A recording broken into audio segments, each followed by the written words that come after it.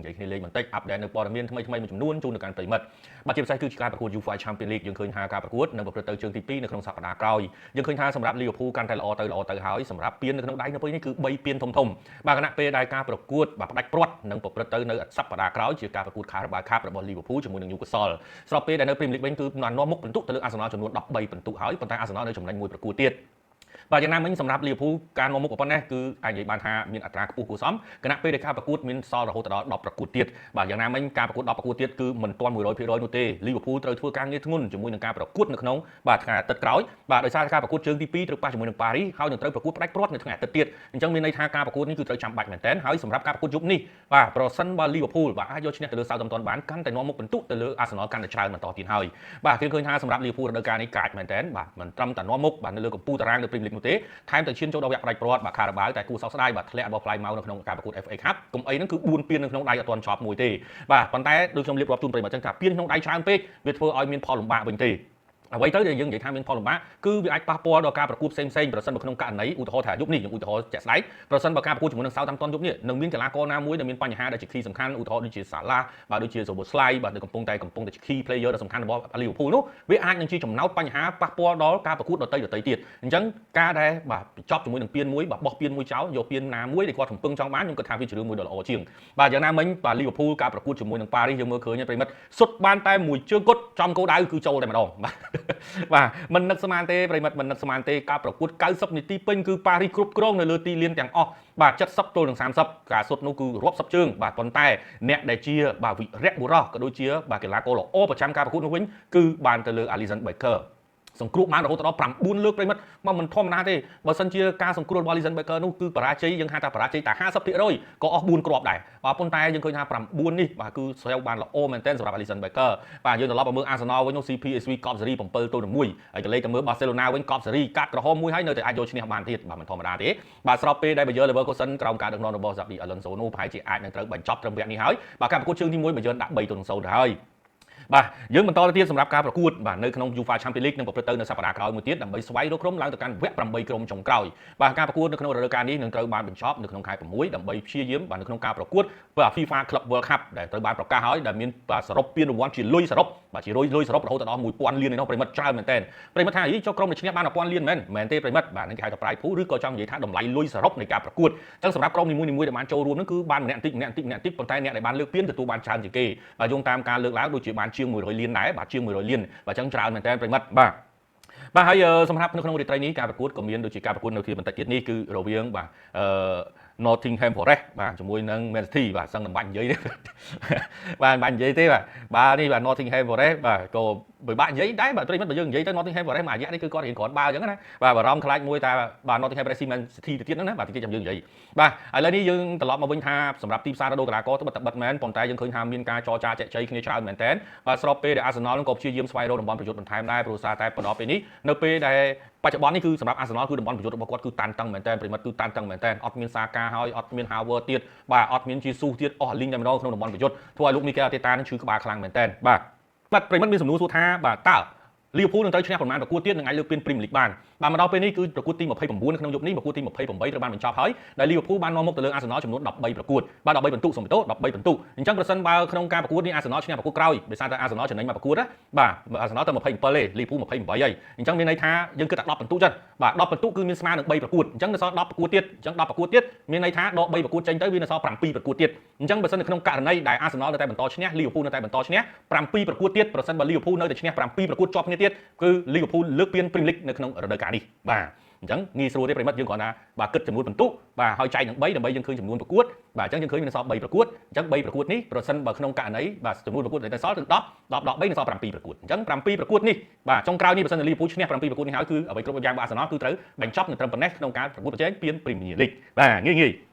ប៉ុន្តែវាមិនដល់ដូចអញ្ចឹងទេប្រិមិត្តវាមិនទៀងទាត់ហើយដើម្បីខ្ញុំនិយាយថាវាមិនទៀងទាត់ឧទាហរណ៍ថាការប្រកួតថ្ងៃស្អែក Arsenal ចាញ់ Man U ណែកុំលៀបបន្ទុកចាប់ផ្ដើមដល់13បន្ទុកបាទ13បន្ទុកពេញហើយបើសិនបើយប់នេះបាទអាបាទ Liverpool អាចយកឈ្នះបានណាអញ្ចឹងចំនួនបន្ទុកកាត់បន្ថយទៀតដែរមិន7ទេធ្លាក់នៅត្រឹម6បាទអញ្ចឹងយើងអត់ទាន់អាចនិយាយបានទេបើយើងនិយាយឲ្យអស់ទៅប្រសិនបើ Liverpool នៅតែបន្តឈ្នះ5ប្រកួតជាប់គ្នាទៀតអាចនិយាយបានថាអត្រានៅក្នុងការលើកពានគឺ 60% ហើយប៉ុន្តែយ៉ាងណាមិញយើងអត់ទាន់អាចនិយាយបានទេការប្រកួតនៅ Premier League ប្រិមិត្តបាទគឺមានភាពប្រែប្រួលច្រើនមែនទែនប្រិមិត្តក៏ដឹងដែរហើយថាការប្រកួតកាលពីរដូវកាលមួយមុននោះបាទប្រសិនបើ Liverpool យើងនិយាយនាំបន្ទុកទៅហើយបាទមិនដឹងស្មានចុងរដូវកាលបែរទៅជាផ្្លាត់ធ្វើឲ្យ Man City ជាអ្នកលើកពានទៅវិញបាទវាគឺជារឿងមួយដែលយើងមិនអាចស្មានដល់ទេនៅចុងរដូវកាលបាទដូចខ្ញុំរៀបឡើងជូនប្រិមិត្តដែរអញ្ចឹងថាពេលខ្លះបាទកំពុងតែល្អស្រាប់តែមានបញ្ហាទូម៉ាំផ្លែតបាទដោយសារតែកីឡាករមួយចំនួនគឺត្រូវរងបញ្ហារបួសពឹបអ្វីគ្រប់បែបយ៉ាងរបស់ក្លឹបគឺផ្លាស់ប្ដូររហូតដល់180ដឺក្រេបាទអញ្ចឹងវាពិបាកក្នុងការនិយាយប្រិមិត្តប្រសិនបើយើងនិយាយអំពី Liverpool បច្ចុប្បន្នគឺមាំទាំបាទអ្វីទៅដែលនិយាយថាមាំទាំគឺតំបន់ការពាររបស់គាត់គឺនៅតែបន្តភាពល្អច្រើនបាទភាពល្អច្រើនតំបន់បម្រើរបស់គាត់ជួយ support បានច្រើនហើយបើយើងនិយាយពីតំបន់ប្រយុទ្ធវិញគឺប្រសិនបើអត់មានសាឡាគឺតានតឹងបន្តិចបាទអញ្ចឹងយើងអាចនិយាយបន្តថាសម្រាប់ Arsenal គឺតានតឹងបន្តិចហើយនៅក្នុងការប្រកួតប្រជែងពាន Premier League នៅក្នុងរដូវកាលនេះបាទសម្រាប់ Arsenal គឺអស់ហើយបាទប្រិមិត្តអស់លីងហើយបាទអត់មានសល់អីគ្នាទេបាទមានសល់ Premier League និង Champions League ទេ Champions League ទេបាទសល់តែ Champions League និង Premier League ទេបាទប៉ុន្តែយ៉ាងណាមិញសម្រាប់ Arsenal គឺនៅតែបន្តជាមួយនឹងការប្រកួតធ្វើបានល្អតែយ៉ាងណាមិញសម្រាប់ Arsenal ខ្ញុំជឿជាក់ថានឹងឡើងទៅកាន់វគ្គបាទបន្ទាប់ហើយបាទប៉ុន្តែអ្នកដែលគាត់ត្រូវប៉ះគឺ Real បាទតាំងទ្រូងបន្តិចហើយបាទយ៉ាងណាមិញ Real អត់ទាន់ឈ្នះ 100% ទេបិទតការនាំមុខ2-1នៅការប្រកួតជើងទី1នឹងត្រូវជួប AT ម្ដងទៀតនៅក្នុងជើងទី2យ៉ាងណាមិញ Arsenal ខ្ញុំជឿជាក់ឲ្យ 100% នឹងត្រូវឡើងទៅកាន់វគ្គ8ក្រុមប៉ុន្តែសម្រាប់អ្នកដែលត្រូវប៉ះគាត់បាទរវាង Real Madrid ជាមួយ AT រងចាំអ៊ុតមើលសិនប្រិមិត្តបាទរងចាំអ៊ុតមើលសិនប៉ុន្តែខ្ញុំនិយាយថាវាចូល 70% ហើយដែល Real Madrid អាចទៅវគ្គបន្ទាប់អញ្ចឹង Arsenal មានប្រវត្តិល្អមួយ Real បើយើងនិយាយណា Arsenal មានប្រវត្តិល្អមួយ Real អាចយកឈ្នះ Real បានប៉ុន្តែគាត់នឹងត្រូវប៉ះបាទបើសិនជាគាត់ឈ្នះ Real គាត់នឹងត្រូវមកប៉ះជាមួយនឹងក្រុមអង់គ្លេសដូចគ្នាបាទអាចនឹង Aston ឬក៏ Liverpoolបាទប៉ុន្តែសម្រាប់ Liverpool ទើបតែនាំមុខ1-0ទៅលើ Paris ទេរងចាំអ៊ុតជើងទី2 Aston ខ្ញុំជឿជាក់ឲ្យវាចូល 80% នៅក្នុងការឡើងទៅកាន់វគ្គបន្ទាប់បាទអញ្ចឹងរឿងនេះគឺយ៉ាប់បន្តិចឲ្យមកសម្រាប់ Arsenal មើលទៅប្រហែលជាចាប់នេះមិនបានចាប់នោះមិនបានទេវាពិបាកដែរប្រិមិត្តបាទក៏ចូលរួមសោកស្ដាយនឹងអាណិតទៅគាត់ដែរដោយសារតែត្រឹមតែពាក់កណ្ដាលដោយការកីឡាកររបស់គាត់គឺអស់លីងហើយតំបន់ប្រយុទ្ធបាទប្រិមិត្តមើលសាកាក្នុងរដូវកាលនេះគឺលេងបានតិចមែនទែនបាទរបួសជា Martinelli ជួយច្រើនមែនទែនរហូតដល់ Martinelli ឥឡូវក៏របួសបាទសាកាក៏របួស Martinelli ក៏របួសបាទអស់ពីបញ្ហានេះគឺមកបញ្ហាជាមួយនឹងការព្រីស៊ូបាទរដូវកាលនេះឈឺជាបាទកៃហាវើតអត់អីសោះមកចុងក្រោយទៅជាកៃហាវើតនេះមានបញ្ហាដែរអ្វីគ្រប់បែបយ៉ាងតំបន់ជួរមុខរបស់ Arsenal គឺអស់លីងហើយទៅឲ្យរំពឹងលើ Raheem Sterling 0បន្ទុកបាទយើងមើលប្រិមិត្តឃើញ Raheem Sterling មើលទៅដូចជាធ្លាក់ខ្លាំងមែនទែនតែម្ដងមើលទៅសឹងនិយាយថាបាទអត់អាចយកជាការបានសម្រាប់ Raheem Sterling បាទមើលទៅតឹងបាទតឹងមែនទែនបាទអញ្ចឹងខណ្ឌតែភ័យទោសបាទប្រិមិត្តជុំគ្នាក៏ខណ្ឌតែភ័យទោសបងដែរថាសម្រាប់មួយសប្តាហ៍ឬក៏2សប្តាហ៍នេះដោយសារតែរវល់បាទមានធុរៈច្រើនមែនតើត្រូវធ្វើអញ្ចឹងអត់បាន live ជូនប្រិមិត្តបាទមានប្រិមិត្តឆាតសួរច្រើនថាទៅណាមិនអត់ឃើញ live បាទដោយសារតែមានធុរៈហើយប្រិមិត្តបាទអញ្ចឹងក៏ព្យាយាមដោះស្រាយធុរៈនឹងឲ្យអស់ដើម្បីព្យាយាម live ជូនទៅកាន់ប្រិមិត្តបានត្រឡប់មកម៉ោងដូចដើមវិញបាទអញ្ចឹងក៏ខណ្ឌតែភ័យទោសទៅកាន់ប្រិមិត្តមែនតើមួយរយៈនេះដោយសារតែមានការរវល់ខ្លាំងសូម្បីតែពេលនេះថ្ងៃនេះប្រិមិត្តមិនសិនតែយើងនិយាយមែនតើទៅគឺឆ្លៀតទេបាទឆ្លៀតទេបាទហើយសម្រាប់ការ live គឺដូចធម្មតាបាទគ្រាន់ថាខណ្ឌតែភ័យទោសប្រិមិត្តមែនតើមួយរយៈនេះដោយសាររវល់ខ្លាំងបាទហើយក៏ប្រិមិត្តដឹងដែរថាបច្ចុប្បន្នគឺកំពុងតែមានរឿងអីកើតឡើងបាទសម្រាប់តែប្រិមិត្តសួរថាគិតលេងទៅរវាងបាទ UCL តែក្រុមណាលើកពានបើសិនជាយើងនិយាយអំពី Barcelona មកដល់ពេលនេះគាត់ធ្វើបានល្អខ្លាំងមែនទែនបាទស្របពេលដែលក្នុងឆ្នាំ2025នេះគឺសម្រាប់ Barcelona គឺនៅមិនទាន់ចាញ់មួយប្រកួតនៅឡើយទេបាទធ្វើបានល្អមែនទែនបាទស្របពេលដែល Bayern Munich ក៏មិនមែនជាក្រុមមួយដែលអន់ដែរក្រោមការដឹកនាំរបស់លោក Vincent Kompany បាទយើងឃើញថាការប្រកួតយកឈ្នះលើ Bayer Leverkusen នេះគឺជារឿងមួយដែលមិនធម្មតាទេបាទព្រោះថាមករយៈចុងក្រោយនេះគឺសម្រាប់ Bayern Munich អត់អាចធ្វើអីជាមួយនឹង Bayer Leverkusen ស្រួលទេប៉ុន្តែរដូវកាលនេះគឺ Bayern Munich ធ្វើបានល្អមែនទែនជាមួយនឹង Bayer Leverkusen ជើងទី1 3ទៅហើយជើងទី2មើលទៅមួយមិនត្រូវទៅមិនឆ្ងាយទេសម្រាប់ Bayer Leverkusen បាទហើយបើសិនជាយើងនិយាយអំពី Barcelona ខ្ញុំក៏ផ្ដល់ឲ្យថាគាត់ល្អមែនបច្ចុប្បន្នបាទគាត់ល្អមែនប៉ុន្តែជើងក្រោមរបស់គាត់ក៏មិនជាល្អណាស់ណាដែរប្រសិនបើគាត់ប៉ះមួយគេប៉ិនការពារបាទឧទាហរណ៍ណាប៉ះជាមួយ Liverpool អី Barcelona តឹងតិចហើយបាទតានតឹងតិចហើយបាទសម្រាប់ Barcelona បាទប្រិមមកឃើញហើយបាទ Paris បាទมันមានសំណាងនោះទេនៅក្នុងការស្វែងរកគ្រាប់បាល់ផុតពីខ្សែការពារហើយនៅមានឆ្លៀតជាមួយនឹងជាប់មួយ Alisson Becker ទៀតអញ្ចឹងមានន័យថាវាតានតឹងមែនតើបាទបើសិនជាយើងនិយាយអំពី Barcelona មកដល់ពេលនេះប្រិមត្តក៏បន្តសួរថាតើសេដ្ឋកិច្ចរបស់ Barcelona បច្ចុប្បន្នគឺយ៉ាងណាហើយបាទដូចនៅជំរាបជូនប្រិមត្តដដែលអញ្ចឹងសម្រាប់សេដ្ឋកិច្ចរបស់ Barcelona បច្ចុប្បន្នគឺស្ថិតនៅក្នុងភាពបាទគេហៅថាតែតោលបាទនៅមិនទាន់មានភាពល្អប្រសើរដល់ឡើយទេបាទសម្រាប់កោមការដឹកនាំបាទរបស់ថ្នាក់ដឹកនាំរបស់គាត់បាទលោកឡាវ៉ុកតាគាត់កំពុងតែព្យាយាមមែនតើប្រិមិត្តបាទព្យាយាមមែនតើឲ្យធ្វើម៉េចឲ្យបញ្ហា financial បាទរបស់ Barcelona នឹងត្រឡប់មករកភាពល្អវិញបាទលក់ឲ្យប្រិមិត្តបាទសំបីតែវិសុសំបីតែស្អីរបស់ Barcelona គឺលក់តិចទីហើយបាទសំណល់ពីបាទ Lionel Messi បាទភាពអីស្អីផ្សេងអនុស្សាវរីយ៍ផ្សេងក៏ដាក់លក់ចង់អស់ហើយបាទក៏ព្រោះហេតុអីបាទដើម្បីធ្វើឲ្យក្លឹបបាទមានស្ថានភាពល្អសិនអញ្ចឹងសួរថាតើអ្នកណាដែលអាចមានប្រៀបជាងគេនៅក្នុងការប្រកួត UEFA Champions League យើងកន្លែងមកមើលពេលនេះយើងឃើញហើយក្រុមដែលកំពុងតែមានភាពល្អប្រសើរមានដូចជា Barcelona បាទ Bayern Munich បាទមាន Real Madrid បាទក៏ដូចជា Liverpool 4នេះគឺស្ថិតនៅក្នុងតារាងនៃអត្ថភាពច្រើនបាទយ៉ាងណាមិញសម្រាប់ Liverpool និង Real គឺនឹងត្រូវជំរុះចេញហើយមុននឹងឈានចូលដល់វគ្គផ្ដាច់ព្រាត់ស្របពេលដែល Bayern Munich ជាមួយនឹង Barcelona ក៏ត្រូវតែជំរុះចេញដែរសម្រាប់គាត់ទាំងពីរនាក់បាទនឹងត្រូវបាទដើម្បីទៅកាន់វគ្គផ្ដាច់ព្រាត់អញ្ចឹងសម្រាប់គាត់បាទសម្រាប់ទាំង4ក្រុមនេះខ្ញុំជឿជាក់ថាអាចនឹងមាន2ក្រុមប៉ះគ្នាបាទអាចនឹងមាន2ក្រុមប៉ះគ្នាប៉ុន្តែវាត្រូវហើយ 100% វាត្រូវតែប៉ះគ្នាទេបាទបាទព្រោះដោយសារហេតុអីបើសិនជាឡើងទៅកាន់វគ្គកណ្ដាលផ្ដាច់ព្រាត់ Liverpool ជាមួយនឹង Real គឺត្រូវតែប៉ះគ្នាហើយបើសិនជាពួកគាត់ឡើងហើយ Bayern Munich ដូចគ្នាដែរអញ្ចឹងសម្រាប់ខ្ញុំគិតថាមាន4នេះបាទហើយប្រិមិត្តខ្ញុំមិននិយាយ Arsenal ផងសម្រាប់ Arsenal ខ្ញុំមើលទៅបើសិនជាគាត់ឡើងទៅកាន់វគ្គបន្ទាប់ប៉ះ Real Madrid តានតឹងបន្តិចហើយបាទតំបន់ប្រយុទ្ធគឺគាត់អស់ហើយបាទអញ្ចឹងសង្ឃឹមថាសាកានិង Martinelli ត្រឡប់មកវិញអញ្ចឹងណាបាទហើយសម្រាប់ Real Madrid បច្ចុប្បន្នគឺគេកំពុងតែមានភាពល្អប្រសើរមែនទែនបាទជាមួយនឹងតំបន់ការពារក៏ត្រឡប់មកវិញដែរបាទហើយការប្រកួតចាញ់រៀបទី2-1គឺជារឿងមួយដែលលំបាកមែនទែនបាទសម្រាប់ Real Madrid ក៏ប្រិមត្តដឹងហើយថាមករយៈចុងក្រោយនេះគឺរឿងលំបាកទីសម្រាប់តំបន់ការពារតែយ៉ាងណាការប្រកួតរបស់គាត់ដូចជារឿងដោយប្រកួតដែរប្រកួតណាទៅគាត់ព្យាយាមខ្លាំងកីឡាករមើលទៅដូចតំណងដែរតែប្រកួតណាមើលទៅដែលគាត់មើលទៅមិនសូវជាប្រឹងទេក៏វាអញ្ចឹងទៅបាទព្រោះការប្រកួតនេះមុននឹងការប្រកួតជាមួយ AT UEFA Champions League ប្រិមត្តបាទអញ្ចឹងក៏វាពិបាកដែរបាទតោះឥឡូវយើងក៏មកនិយាយអំពី UEFA Champions League បាទច្រើនបាទព្រោះដោយសារតែបើសិនជាយើងនិយាយមកដល់ពេលនេះក្រុមដែលកំពុងតែខ្លាំងដូចខ្ញុំនិយាយអញ្ចឹងណាបាទមាន Liverpool មាន Real Madrid មាន Bayern Munich បាទមាន Barcelona ដែលកំពុងតែមានអត្រាខ្ពស់ជាងគេបំផុតហើយបាទនៅក្នុងការលើកពាន UEFA Champions League រដូវកាល2024-2025នេះបាទសម្រាប់ Arsenal ខ្ញុំមើលទៅមានភាពតានតឹងមែនទែនមិនមែនថាគាត់អត់មានបាទភាគរយទេភាគរយមានគ្រាន់ថាបើប្រៀបធៀបភាគរយមួយគេគឺគេមានភាគរយច្រើនជាងយ៉ាងណាមិញ Aston Villa ក៏ជាក្រុមមួយដែលធ្វើភ្លៀងច្រើនដែរបាទតោះ Inter សម្រាប់ខ្ញុំគិតថា Inter ប្រហែលជាទៅមិនរួចទេបាទ Inter នឹងអាចនឹងត្រូវប៉ះជាមួយនឹង Bayern Munich នៅក្នុងវគ្គ8ក្រុមបាទហើយសម្រាប់ Barcelona ដូចជាមិនមានអីជាធ្ងន់ទេជើងទី1ស៊ីបិនពីការប៉ុណ្ណឹងហើយជើងទី2ក៏នៅតែបញ្ហាមានបញ្ហាដែរបាទហើយសម្រាប់ Dortmund មួយ Lille មួយណាក៏បានដែរ Barcelona គេនិយាយថាអត់បញ្ហាបាទហក់មកបាទអញ្ចឹងមើលទៅប្រហែលជាទៅរួចទេ Inter ខ្ញុំមើលទៅមាននៅសនៅមានភាពស្ទាក់ស្ទើរច្រើនណាស់បាទសម្រាប់ Inter បាទចង់និយាយថាគាត់ឡើងមកនេះក៏មិនងាយស្រួលផងដែរបាទតឹងបាទតឹងបាទហើយសម្រាប់ការប្រកួត UEFA Champions League នេះខ្ញុំអាចនិយាយបានថាដូចមិនអញ្ចឹង4ក្រុមហ្នឹងខ្ញុំនិយាយប្រិមត្តហើយដូចជាអត់មានអីបន្ថែមទៀតទេប៉ុន្តែបាទបន្ថែមតិចជាមួយនឹង Liverpool ការប្រកួតជើងទី1ប្រិមត្តឃើញហើយថាសម្រាប់ប៉ារីសគ្រប់គ្រងនៅលើទីលានខ្លាំងបាទហើយអ្វីដែលខ្ញុំព្រួយបារម្ភបន្ថែមការប្រកួតជើងទី2នេះវាអាចនឹងមានផលប៉ះពាល់ដែរសម្រាប់ Liverpool ប្រសិនបើ Liverpool លេង press លេងបន្តឹងវាអាចនឹងទៅដល់បញ្ហាមួយចំនួនដូចជាបញ្ហាអាចនឹងរបួសកីឡាករណាមួយនៅលើទីលានវាអាចនឹងការប្រឹងពេកវាអាចនឹងធ្វើឲ្យកីឡាករមានការបាក់មួយចំនួនហើយកុំភ្លេចថានៅចុងសប្តាហ៍ក្រោយបាទ Liverpool ត្រូវលេងវគ្គផ្ដាច់ព្រាត់បាទ Carabao ជាមួយនឹង Newcastle អញ្ចឹងពីប្រកួតជាប់គ្នានេះអាចនិយាយបានថាគឺជាប្រកួតដ៏តានតឹងបំផុតហើយបាទដ៏តានតឹងបំផុតហើយបាទការប្រកួតអាទិត្យមុនប្រិមត្តឃើញហើយគឺសម្រាប់ Liverpool គឺបានសម្រាប់ពេញហ្មងបាទគឺសម្រាប់បានពេញមួយអាទិត្យតែម្ដងបាទព្រោះដោយសារតែការប្រកួត FA ប្រិមត្តអញ្ចឹងសម្រាប់ Liverpool ប៉ះមួយប៉ារីសនេះប្រសិនបើការប្រកួតមានការប្រកួត FA ដែរខ្ញុំគិតថាប្រហែលតានតឹងរបស់ប៉ារីសណាបាទប៉ុន្តែការប្រកួតជើងទី1ប្រិមត្តឃើញហើយគឺប៉ារីសគ្រប់គ្រងលើទីលានហើយអញ្ចឹងសម្រាប់ជើងទី2នេះខ្ញុំគិតថា Liverpool គឺត្រូវប្រឹងប្រែងជាពិសេសគឺប្រយ័ត្នប្រយែងនៅក្នុងការគ្រោះថ្នាក់បាទបើសិនជាគាត់មានបញ្ហាណាមួយកើតឡើងនៅពេលការប្រកួតប៉ះមួយប៉ារីសនេះអាចនិយាយបានថាបាទត្រីរស់ក៏រួចទន្សាយក៏រត់ហើយបាទគឺទៅអស់លីងហើយបាទ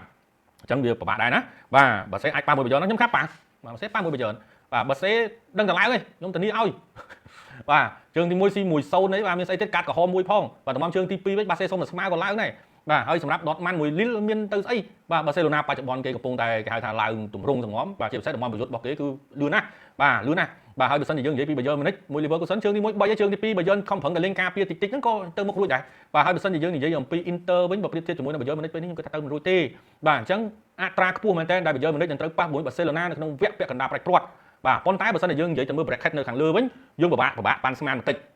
Arsenal ដឹងឡើងហើយបាទ Arsenal ដឹងឡើងហើយ Real ថានៅក្នុងមន្ទិលព្រោះទៅការប្រកួតក្រោយលេងនៅដី AT បាទហើយសម្រាប់ Liverpool ក៏យើងមិនទាន់អាចនិយាយថាសន្មតថាគាត់ឈ្នះ 100% ដែរព្រោះដោយសារតែការប្រកួតនេះជើងទី1ប៉ារីសគេបា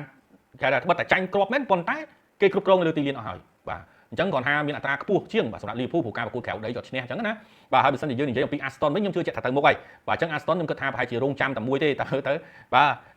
ទទៅសម្រាប់ Aston គឺរងចាំហើយបាទគេរងចាំប៉ារីសឬក៏ Liverpool បាទ Aston គេទៅមុខហើយបាទ Aston គេទៅមុខហើយបាទអញ្ចឹងខាង bracket ខាងលើបាក់ទូទាយតិច Arsenal ខ្ញុំជឿជាក់ហើយនឹង Aston ខ្ញុំជឿជាក់ថាទៅមុខហើយប៉ុន្តែសម្រាប់ Real AT ហើយ Liverpool ជាមួយនឹង Paris គឺយើងមិនទាន់សន្និដ្ឋានបានទេគ្រាន់ថា Real មានអត្ថភាពជាងនិង Liverpool មានអត្ថភាពជាងតែប៉ុណ្្នឹងឯងបាទបាទបូរ៉េតបន្ទាមានសម្រាប់ Liverpool មកដល់ពេលនេះប្រិមត្តសួរថាតើមានទិញកីឡាករណាទេបាទមកដល់ពេលនេះសម្រាប់ Liverpool ក៏មានការចរចាជជែកជាមួយនឹងកីឡាករមួយចំនួនដែរបាទប៉ុន្តែដោយសារតែកីឡាករចំនួនក្រោយឬក៏ជាកីឡាករដែលជាថ្នាលមួយចំនួននោះក៏អាចនឹងចូលមកកាន់ឈុតធំដែរដូចជា Brand Ley អីជាដើមដែលនឹងត្រូវមកជំនួសឲ្យបាទប្រិមត្តណោះបាទព្រោះដោយសារតែ Trent Alexander-Arnold នេះគឺ 100% ហើយអាចនឹងទៅ Real Madrid បាទនិយាយរួមទៅមិនមែន 100% ចង់និយាយថា 80%ហើយនឹងទៅ Real Madrid ព្រោះមកដល់ពេលនេះគឺអត់មានចរចាបន្តកុងត្រានោះទេហើយសម្រាប់ Liverpool ប្រិមត្តក៏ដឹងដែរហើយថាការចំណាយចុងក្រោយរបស់លោក Jurgen Klopp បាទគឺចំណាយច្រើនបាទប្រិមត្តឃើញហើយមានតាំងពី Gakpo បាទមានតាំងពីបាទ Szoboszlai បាទមានតាំងពីDarwin Núñez បាទចាយលុយច្រើនមែនទែនបាទអញ្ចឹងការដែលដឹកនាំចុងក្រោយរបស់លោក Jurgen Klopp ចាយលុយច្រើនហើយអញ្ចឹងលោក Arne Slot គឺត្រូវតែមួយគឺកីឡាករដែលជាចំនួនមុនគឺត្រូវតែនឹងមានការចេញច្រើនហើយបាទមានដូចជាបាទ Salah ឬក៏ Arnold នឹងត្រូវចាក់ចេញហើយអាចនឹងមាន Robertson ឬកីឡាករមួយចំនួនទៀតអញ្ចឹងសម្រាប់ការទិញកីឡាករថ្មីមកដល់ពេលនេះនៅទេលោក Arne Slot គឺត្រូវការពេលវេលាព្រោះអត់ទាន់ដឹងថាកីឡាករណានឹងត្រូវចេញកីឡាករណានឹងត្រូវនៅបាទបន្ថែមមួយទៀតបាទកាមេរ៉ាស្គីល្អណាស់តែអត់មានសំណាង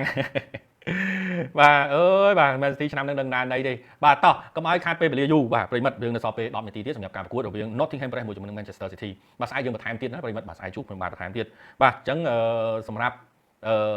់ទិញដូរកីឡាករដូចជាកំពុងតែគាត់តែធ្វើមកតាក់ទងណាប្រិមិត្តបាទអត់ទាន់មានការដកដូរទេបាទគាត់ថាឆ្នាំនេះខ្ញុំមើលទៅការប្រកួតរវាង Paris ជាមួយនឹង Liverpool ជើងទី1ខ្ញុំមិននឹកស្មានទេក្រុមការដឹកនាំរបស់លោក Luis Enrique គឺអែមមែនតើបាទអែមមែនតើបាទគូបាទនេះបាទចុងឈ្មោះគាត់កីឡាករជនជាតិបារាំងប្រិមិត្តបាទស្លាប់ឆ្វេងលេងបានល្អមែនតើបាទហើយសម្រាប់ប៉ាប្រេសវិញគឺប្រេសខ្លាំងមែនតើបាទសម្រាប់ប៉ារីសណាបាទលីភូលអត់មានបានលេងប្រិមិត្តបាទទៅមុខទីរបស់ប៉ារីសបន្តិចបាត់វូខ្លាំងមែនតើបាទប៉ុន្តែធ្វើម៉េចបាទចុងម៉ោងហើយបាទផ្្លាត់ស្នៀតបាទអញ្ចឹងយើងមិនទាន់អាចដឹងទេថាតើលីវើពូលនឹងអាចយកឈ្នះប៉ារីសបានឬអត់ទេបាទអត់ទាន់ដឹងទេប្រិមិត្តព្រោះជើងទី1ប៉ារីសគេខ្លាំងណាស់បាទអញ្ចឹងសម្រាប់3គូនៅក្នុងថ្ងៃនេះគឺខ្ញុំផ្ដល់ជូនដល់ប្រិមិត្តបាទគឺ Bayer Wolfsburg បាទនៅអាល្លឺម៉ង់ Bayer Wolfsburg បាទ over Bayer Leverkusen ហើយនិង over Brighton បាទអញ្ចឹងអាល្លឺម៉ង់2បាទអង់គ្លេស1បាទនៅ Championship មានដែរប៉ុន្តែមើលទៅជេកខ្ញុំមិនសូវតំណងបាទមាន Burnley មាន Sheffield មាន Sunderland មើលទៅខ្ញុំជួយភ័យណាបាទអញ្ចឹង3នេះជួយដល់ការប្រិមិត្តម្ដងទៀតណាបាទគឺ Bayer Wolfsburg បាទ over Bayer Leverkusen និង over ទៅលើ Brighton បាទ Brighton ដូច Fulham នៅក្នុងយប់នេះបាទបាទតើ Real នឹងទិញខ្សែការពារណាខ្លះបាទសម្រាប់ Real Madrid មកដល់ពេលនេះគឺអ្វីដែលច្បាស់ការនោះអាចនឹង%ខ្ពស់គឺ Trent Alexander-Arnold ហើយប្រិមិត្តបើសិនយើងនិយាយថាតើ Real ទិញខ្សែការពារណាខ្លះចុងរដូវកាលនេះគឺកីឡាករខ្សែការពាររបស់ Real បានត្រឡប់មកវិញបដាហើយបាទប្រិមិត្តឃើញហើយត្រឡប់មកវិញបដាហើយ Rudiger Alaba អីចាប់ប្រើមកវិញបដាហើយអញ្ចឹងក្នុងការទិញកីឡាករតំបន់ការពារខ្ញុំគិតថាប្រហែលជាធំថយទៅវិញហើយបទូចិត្តបើយើងនិយាយថា Real Madrid គឺបទូចិត្តណាបាទព្រោះមកដល់ពេលដំណាក់កាលនេះទៅហើយបើសិនជាគាត់ទិញកីឡាករខ្សែការពារមកទៀតគឺវាចាល់ហើយបាទគឺចាល់ហើយអញ្ចឹងខ្ញុំគិតថាការទិញអាចនឹង Arnold បាទមាន%ខ្ពស់ជាងគេបាទក្រៅពីហ្នឹងគឺនៅចាំអ៊ុតមើលបន្តទៀតបាទអ៊ុតមើលបន្តទៀតបាទបាទអរគុណបាទសួស្តីដល់ប្រិយមិត្តអរគ្នាបាទអត់តកុំឲ្យខាតពេលស្អែកយើងចាំជួបគ្នាបាទពេញលេងម្ដងទៀតណាបាទប្រិយមិត្តបាទព្រោះដោយសារថ្ងៃនេះគឺវាបថុចញ៉ុចបាទបថុចញ៉ុចសឹងតែនិយាយថាមិនបាន live ជូនប្រិយមិត្តផងកុំឲ្យប្រិយមិត្តភ្លេចមុខបាទតោះបាទយើងនិយាយពី Man City តិចទៅបាទ Man City ឲ្យជ័យកន្លះស្និតបាទតិចតួចបាទតិចតួចមែនប៉ុន្តែ Nottingham Forest បច្ចុប្បន្នឈរលេខរៀងទី3 Man City ឈរលេខរៀងទី4អញ្ចឹងមិនមែនថា Man City បច្ចុប្បន្នមិនដូច Man City ពីមុនទេបាទឥឡូវអត់សូវស្រួលហ្មងទេបាទប៉ុន្តែនៅក្នុងការប្រកួតបាទជំនួបជួបគ្នាចំនួន8លើកចុងក្រោយគឺ Nottingham ឈ្នះ2ស្មើ2និងចាញ់ចំនួន4លើកបាទ5លើកចុងក្រោយមិនអាចឈ្នះទៅលើ Man City ម្ដងណាទេបាទមានតែស្មើនិងចាញ់ការប្រកួតចុងក្រោយគឺ Man City យកឈ្នះ3-0ទឹកដី Nottingham Forest ចុងក្រោយ Man City ឈ្នះ2-0តែដោយការថ្មីនេះ Nottingham Forest គេល្អបាទ5លើកចុងក្រោយរបស់ Nottingham Forest ក៏ចាប់ផ្ដើមធ្លាក់ form ត្រឡប់មកវិញហើយបាទប្រិមិត្តអត់ទាន់មានឈ្នះទេ5លើកចុងក្រោយបាទស្មើ3ចាញ់2ការប្រកួតចុងក្រោយបាទស្មើជាមួយនឹង Ipswich បាទជាក្រុមបាតតារានោះគឺ1-1បាទហើយក៏ស្មើមួយ Arsenal 0-0សម្រាប់ Manchester City បាទ5លើកចុងក្រោយចាញ់2និងឈ្នះ3ការប្រកួតចុងក្រោយឈ្នះទៅលើ Plymouth បាទ FA Cup ទេ3-1បាទគណៈពេលដែលការប្រកួត Premier League ចុងក្រោយយកឈ្នះទៅលើ Spurs យ៉ាងតិចតូចតាចបំផុតគឺ1-0បាទយើងកន្លែងទៅមើលជ័យប៉ុណ្ណេះបើសិនជាយើងកន្លែងទៅមើលកីឡាករដែលត្រូវចូលរួមប្រកួតនៅក្នុងយប់នេះវិញណាអ្នកចាំទី Edison ខ្សែការពារ Vajo Dai Kusanov ហើយនិង Nunes បាទហើយតំបន់បម្រើគឺមានបាទ Silva ហើយនិង Nico Gonzalez បាទ Nico Gonzalez នេះគឺចាប់ផ្ដើមលេងបានល្អប្រិមិត្តបាទ Jeremy Doku Phil Foden ហើយនិង Savinho តំបន់ប្រយុទ្ធគឺ Erling Haaland បាទអញ្ចឹងយប់នេះគឺអត់បានដាក់បាទតំបន់ប្រយុទ្ធរបស់គាត់ទេបាទថ្មីរបស់គាត់ទេបាទ Mamus បាទបានដាក់ទេបាទ Mamus នឹងប្រហែលជាចាំ rotate គ្នាបាទជាមួយនឹង Haaland បាទយើងត្រឡប់ទៅមើល Nottingham Forest វិញបាទមានបាទតំបន់ប្រយុទ្ធគឺមាន Wood បាទបម្រើគឺមាន Elanga បាទ Gibbs Odoi បាទមានបាទ Dominguez ហើយជាមួយនឹង Edison ខ្សែការពារគឺមាន Aina Morelos Miko Milenkovic ហើយជាមួយនឹង Nico Williams តំបន់ការអ្នកចាំទីគឺ Matstel បាទបើសិនជាយើងនិយាយអំពីប្រវត្តិដែលធ្លាប់ជួបគ្នាចុងក្រោយប៉ុណ្ណេះយើងមិនក៏ដឹងដែរថា Man City គេឈ្នះហើយមិនអញ្ចឹងហ៎បាទប៉ុន្តែប្រិមិត្តដឹងហើយថាសម្រាប់ Nottingham Forest នៅក្នុងរដូវកាលនេះតែងតែធ្វើឲ្យប្រិមិត្តដែលមើលទៅគាត់ប៉ះមួយជើងខ្លាំងគឺគាត់យកឈ្នះសឹងតែទាំងអស់ទៅហើយបាទសូម្បីតែ Liverpool ក៏ធ្លាប់ស្និទ្ធចាញ់ Nottingham Forest 1-0ហើយដែរប៉ុន្តែយ៉ាងណាមិញបាទរយៈចុងក្រោយនេះសម្រាប់ Nottingham Forest មិនមានទទួលជ័យជំនះទេ5លើកចុងក្រោយនេះគឺគាត់ធ្វើមិនសូវបានល្អទេមានចាញ់មានស្មើអញ្ចឹងមានន័យថាអ្វីដែលគាត់កំពុងតែសាងនោះគឺចាប់ផ្ដើមថមថយវិញហើយយប់នេះខ្ញុំគិតថា Manchester City និង Nottingham មានអត្រាស្មើបាទមានអត្រាស្មើប៉ុន្តែ Manchester City គឺមានអត្រាខ្ពស់ជាងបាទមានអត្រាស្មើខ្ពស់ប៉ុន្តែ Man City មានអត្រាខ្ពស់ជាងយប់នេះខ្ញុំសូមផ្ដល់ឲ្យ Manchester City ឈ្នះប៉ុន្តែប្រហែលជាមិនច្រើនប៉ុន្តែខ្ញុំគិតថាអាចដាច់ជ័យដែរបាល់នេះបើមិន2-1ទេគឺ1ស្មើបាទបើ2-1ស្មើបាទបាល់នេះបាទអាចតែមើលរៀលជើងទី2ស្អែកចាំយើងនិយាយបាទព្រោះឥឡូវយើងពេលវេលារបស់យើងប៉ុណ្ណេះបើសិនជាខ្ញុំនិយាយក៏យ៉ាងហោចណាស់ក៏ចំណាយពេល15ទៅ20នាទីដែរបើសិនជាយើងនិយាយអំពីការប្រកួតនេះបាទអញ្ចឹងចាំស្អែកមកទៅបាទសៀងហាក់បាទ 3 គូមកខ្ញុំឲ្យម្ដងប្រិមត្តម្ដងទៀតណាមុននឹងកម្មវិធីយើងបញ្ចប់បាទយប់នេះខ្ញុំសូមផ្ដល់ជូនប្រិមត្តបាទ White Wolfsburg បាទ over Bayer Leverkusen ហើយជាមួយនឹង over Brighton បាទ White Wolfsburg over Bayer Leverkusen និង over Brighton បាទ3នេះជូនកាន់ប្រិមត្តជាឆាយាដល់ម៉ោងល្មមបាទតាកុំឲ្យខាតពេលវេលាខ្ញុំសូមជូនគូប្រិមត្តមួយគូទៀតរវាង Liverpool ជាមួយនឹង Southampton បាទសឹងនឹងមិននិយាយប្រិមត្តតែ Liverpool យប់នេះឲ្យជ័យច្រើនពីស្និតកន្លះមិនដាច់ជ័យទេប្រិមត្តមិនដាច់ជ័យទេបាទត្បិតតែ Southampton គឺជាក្រុមដែលត្រូវធ្លាក់ទៅកាន់ Championship មុនគេហើយបាទមិនបាច់តចប់រដូវកាលទេខ្ញុំធានាឲ្យប៉ុន្តែបាទលីវពូលឲ្យជ័យពីច្រើនពេកបាទ2ស្និតកន្លះឯនោះបាទខ្ញុំគិតថាបាល់នេះអាចត្រឹមបាន2ស្និតហើយលីវពូលត្រូវការប្រកួតធំទៀត UEFA Champions League ហើយផ្ដាច់ព្រាត់ខារបាវទៀតអាទិត្យក្រោយនេះការប្រកួតមាំអញ្ចឹងបាទ2ស្និតកន្លះនេះអត់ដាច់ជ័យទេប៉ុន្តែសម្រាប់លីវពូលបាទសម្រាប់ Southampton វិញខ្ញុំគិតថាបាទរយៈនេះបាទគឺគាត់ធ្វើមិនបានល្អទេបាល់នេះដឹងតែចាញ់ហើយលីវពូលដឹងតែបាន3ពងហើយបាទប៉ុន្តែក៏មើលងាយស្ថានភាពប្រិមិត្តណាបាទខ្លាចតែលីវពូលក៏អត់ចង់ទេបាទនិយាយរួមមកគឺបារម្ភខ្លាចតែលីវពូលក៏អត់ចង់ឈ្នះបាទព្រោះថាគឺគាត់ទុកកន្លងដែរប្រិមិត្តបារម្ភខ្លាចប៉ះជាមួយក្រុមបាតារាងអត់សូវស្រួលចិត្តប្រហែលទេប្រិមិត្តខ្លាចតែមានបញ្ហាកីឡាកររបួសគាត់ព្យាយាមដាក់កីឡាករពេញដល់របួសពងអ្វីគ្រប់បែបយ៉ាងរបស់គាត់គឺកន្លប់ចាក់តែម្ដងនៅក្នុងរដូវកាលខ្ញុំបារម្ភខ្លាចប៉ុណ្្នឹងទេបាទក្រុមណាលើកពានខ្ញុំមិនដឹងបាទតែប្រកួតបានប៉ុណ្ណេះបាទបាសេឡូណាជំនេះឲ្យជ័យ2ស្និតបាទប្រយ័ត្នអត់ដាច់ជ័យណាបាសេឡូណាត្រូវការប្រកួត UEFA Champions League ដែរបាទប៉ុណ្្នឹងយកប្រិមិត្តណោះបាទសូមប៉ុណ្្នឹងបាទចាចំណានបាទមកគូ White Wolfsburg ទៅបាទ White Wolfsburg ទំនោរបាទអរគុណច្រើនប្រិមិត្តអរគ្នាដែលចំណាយពេលវេលានិងមានតម្លៃតាមដានការផ្សាយពីដើមដល់ចប់នេះហើយខ្ញុំបាទក៏សូមខន្តីភេទោបើសិនខ្ញុំបាននិយាយទៅមានការលើសលួសខ្វះខាតនៅចំណុចណាមួយប៉ះពាល់ដល់អារម្មណ៍ប្រិមិត្តក៏សូមខន្តីភេទោទៅតាមប្រិមិត្តអរគ្នាផងដែរបាទខន្តីភេទោមែនតើបាទមួយរយៈនេះដោយសារតែមានធុរៈបាទច្រើនមែនតើបាទមិនអាចដោះស្រាយបានធ្វើឲ្យបានឡាយជូនប្រិមិត្តហើយស្អែកយើងជួបគ្នាបន្តទៀតជាមួយនឹងការពិភាក្សាក៏ដូចជាព័ត៌មានផ្សេងៗជូនទៅដល់ប្រិមិត្តទាំងអស់គ្នាតែថ្ងៃនេះក៏សូមបញ្ចប់ត្រឹមប៉ុណ្ណេះម្ដងតែប៉ុណ្ណេះសិនចុះបាទការប្រកួតរវាង Nottingham Forest ជាមួយនឹង Man City គឺធៀបក្នុងការចាប់ផ្ដើមហើយអញ្ចឹងខ្ញុំបាទក៏សូមអរគុណនិងសូមជូនពរប្រិមិត្តទាំងអស់គ្នាជួបតែសុខភាពមង្គលសំណាងល្អសុខភាពល្អជាឆ្ងាយរោគចង្រៃទាំងឡាយទាំងពួងប្រាថ្នាអ្វីបានសម្រេចដូចស្ដីម្ដងបងប្រាថ្នា